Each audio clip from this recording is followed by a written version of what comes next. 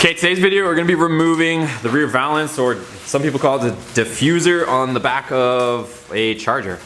So to take this off, there's going to be a clip on this one side and then 4 screws across the center and another clip on this side. So we got Adrian here, he's going to pop it off, but we're just going to document the process and show you guys how to take that off.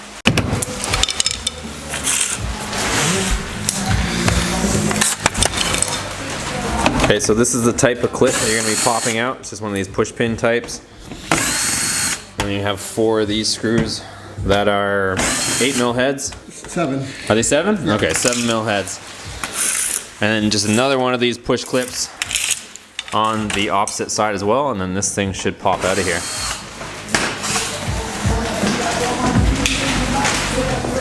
So we're taking this off. You guys might replace it for other reasons, but we're gonna install a custom diffuser, which David's holding over there, right back in its place.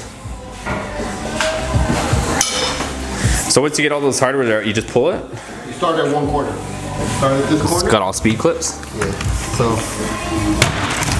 And there she goes. Don't be afraid to pull that shit hard. And there she is. She's off. It goes real fast. She's gonna pop that in, same thing. You start at one end and work it toward the other end. Okay? So we gotta get it lined up.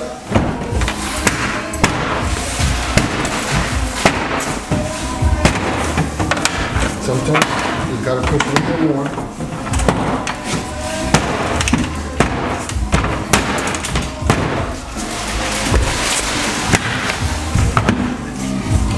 That's it. Just the screws and the 2 push pins, right? Yep.